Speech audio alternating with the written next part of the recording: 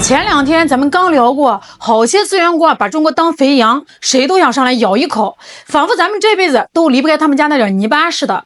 但是我今天要聊的是一个能把这帮地主老财气得当场吐血的绝对好消息。那就在刚刚过去的2026年第1季度中国新能源电池市场交出了一份惊掉所有人下巴的成绩单。磷酸铁锂电池在国内的装车量占比直接狂飙到了81%以上，这是个啥概念呢？说明曾经那个高高在上的3元锂电池已经被按在地上疯狂摩擦，连20%的市场份额都快保不住了。那很多人可能一头雾水不就是电池换了个名字吗？有啥大惊小怪的？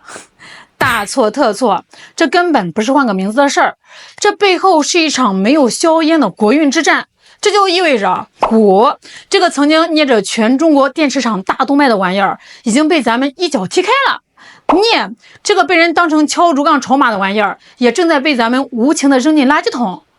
而就在最近宁德时代和比亚迪这2位中国新能源界的绝代双骄，几乎在同一时间轻描淡写的扔出了一颗超级核弹，钠电池今年4季度全线量产。各位，不是虚无缥缈的明年更不是画大饼，就是今年马上。这条消息一出来，网上一帮人还在那儿拿着放大镜抠细节，说哎呀，钠电池续航能跑几百公里成本到底能降几毛钱能不能完全替代锂电我看着这些评论只能无奈的摇摇头。你们根本没看懂宁德时代和比亚迪这波操作的真实目的是什么。钠电池出山的真正目的根本不是为了去跟锂电池抢生意，而是为了掀桌子，是去把那些动不动就想卡咱们脖子的所谓资源国直接踹进太平洋里。大家心里面都清楚中国的新能源产业那可是妥妥的天下第一，对吧？咱们技术牛，产能大，市场广。但是过去这10年，中国各大电池厂的老总们最大的焦虑是啥？是怕技术落后吗？不是，是怕没矿。造3元锂电池就跟你在厨房里炖10全大补汤一样，有3样核心配料，你少一点都不行。锂、钴、镍这3位大爷就是3元电池正极材料的祖宗。可是要命的是这3样东西呢，咱们严重依赖进口。锂70%靠进口，大头全接在澳大利亚手里；钴98%靠进口，命脉死死攥在非洲的刚果金手里；镍93%靠进口，印尼一个国家就霸占了全球70%的产能。你看这帮资源国哪一个是省油的灯啊？他们坐在矿山上看着中国的新能源车满世界的卖，眼睛是直冒金光。好小子你造电池厉害是吧？但你离不开我的矿没有我的矿，你的工厂就是一堆废铁。于是乎这帮地主老财开始集体作妖了。到了2026年，刚果金直接一拍大腿，把钴的出口配额一刀砍了55%。津巴布韦更绝突然宣布暂停锂原矿出口，连咱们中国企业已经在路上装好船的货都强行给你扣下了。理由呢？没有理由，老子就是不想卖了。这其中最狠最不讲武德的还得是印尼。咱们在印尼砸进去的真金白银，光镍产业这一项就累计超过了140亿美元结果呢，农夫与蛇的故事上演了。他们的逻辑简直不要太流氓。你想买矿可以带着工厂和技术过来，来了之后规矩全得听我的。这剧本非洲在演，南美在演，东南亚也在演，他们形成了一个薅中国羊毛的包围圈，每一刀都是冲着中国电视厂去的。这套打法搁在几年前咱们确实只能咬牙忍着。但是这帮地主千算万算漏掉了一件极其致命的事儿，中国从来不是一个会在同一个坑里面摔2次的大玩家。那就在这帮资源国集体收紧口袋，在家里面开香槟庆祝的时候，国内的实验室里2条足以让世界颤抖的技术路线正在悄悄地拉满进度条。第一条路叫磷酸铁锂的绝地大反击，这玩意儿最大的特点是不需要钴，镍也用的极少极少，这简直就是给3元电池来了一招釜底抽薪各位，你们看看前面提到那个数据啊，2026年1季度磷酸铁锂装车辆占比是81%，它已经把3元电池逼到了退市的墙角，瑟瑟发抖。这条路线对中国的新能源最大的贡献根本不是便宜了几块钱，而它极其冷酷的把钴和镍这两个吸血鬼从中国动力电池的配方表里一点一点的用黑笔涂掉了。刚果金还在等着咱们去求他买股呢，结果咱们扭头一看，哎呀，不好意思啊，我现在的菜谱里不放这味调料了，你自己留着拌饭吃吧。第二条路就是今天真正的主角，钠电池。如果说磷酸铁锂只是不用钴和镍，那么钠电池是连锂这个太上皇都不需要了。啥叫钠电池啊？其实这个玩意儿的原料就是海盐，是海水，满地球4大洋全都是。你拿个破桶去海边舀一桶水，里面全都是造电池的原料，它压根就不存在谁垄断谁的问题。你印尼能垄断海水吗？你澳大利亚能把太平洋盖个盖子不让中国人碰吗？就在今年4月宁德时代的超级科技日上，曾老板直接摊牌了，公布了钠电池量产的死命令。就在今年4季度，年内必须建成40千兆瓦时的恐怖产能。这是个啥概念啊？这就是足够装备上百万台车的电池量啊！再看隔壁的比亚迪，王传福人狠话不多，江苏徐州30千兆瓦时的钠电超级基地，挖掘机早就开进去了，直接动工。这两家占了全球1半市场的中国巨头动作整齐划一，默契的就像亲兄弟。这两块巨大的钠电池往桌子上一砸，一幅绝美的画面就出来了。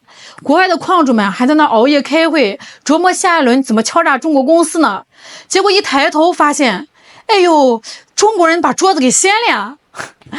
看到这儿，大伙儿是不是觉得这个场面似曾相识，觉得这个事儿特别魔幻？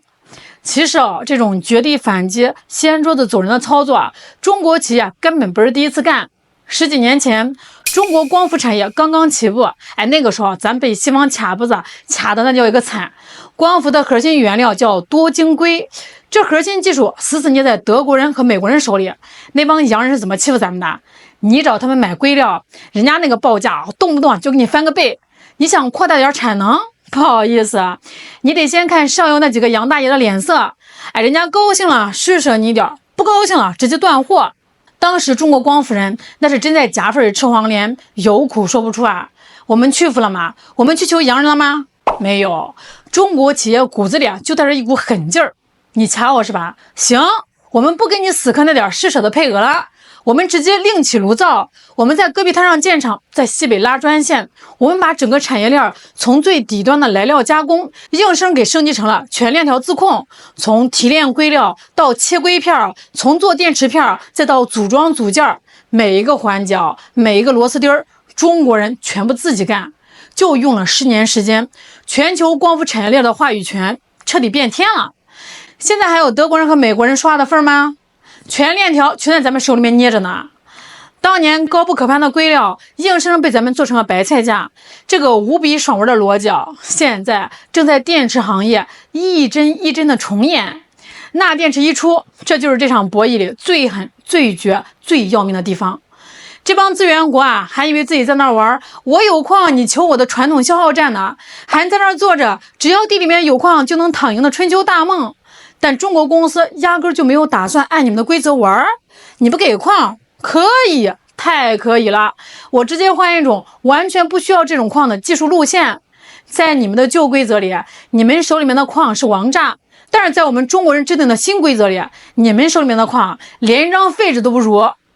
咱们再往下深想一层各位就会发现，钠电池的量产，它的意义早就超出了一个小小的电池行业。它真正改写的是过去200年来全球资源权力的底层分配逻辑。那自从工业革命以来过去这200年，谁是世界的主人是那些家里面有矿的。工业国家的命门一直死死的绑在矿上煤炭、石油、铁矿石，现在的锂、钴、镍，谁脚下有矿，谁就敢在国际社会上大声说话。中东那帮土豪靠石油富得流油，澳洲靠着卖铁矿石躺着数钱，非洲靠着钴矿横着走，印尼靠着镍矿耀武扬威。这套有矿就是爷的权力结构稳定了200年他们以为可以永远吃下去，但是现在一个极其反直觉、极其颠覆的趋势出现了。技术进步正在让矿本身疯狂贬值。当能源可以从每天按时升起的太阳光里取，当驱动汽车的电池可以从无穷无尽的海洋里造出来，我请问那些坐在矿山上啥技术都没有，就指望着挖祖宗留下的土来敲诈全世界的人，你们手里面还剩下什么呀？所以现在最该慌的是那些傲慢的以为中国会永远跪在地上买他们矿的国家。那当然了，这帮资源国肯定不甘心等死呀！你看他们最近的操作印尼在那大搞什么镍矿下游化，强迫外资必须在当地建厂，试图把技术留下来。刚果金在那推行什么钴精炼本地化，说以后不卖原矿了，要卖加工好的精炼钴。津巴布韦也在那扯着嗓子喊，锂矿的附加值必须留在本土。但是各位，他们做这些动作都忽略了一个极其悲哀却又无比残忍的前提：你的矿得有人要啊！技术替代最残酷的地方就在这里，他不跟你打价格战他不跟你坐在谈判桌前扯皮，他也不跟你玩什么地缘政治的制裁牌，他直接把你从人类的需求表里给抹除了。这比什么经济制裁，比什么航母还要狠上10000倍。宁德时代和比亚迪这两家平时在国内卷得不可开交的巨头，这一次为什么会如此默契的同时压住钠电池绝对不是巧合是他们这些行业大佬看清楚了同一个铁般的事实：中国动力电池的脖子绝对不能，也绝不允许一直伸在别人握着刀的手底下。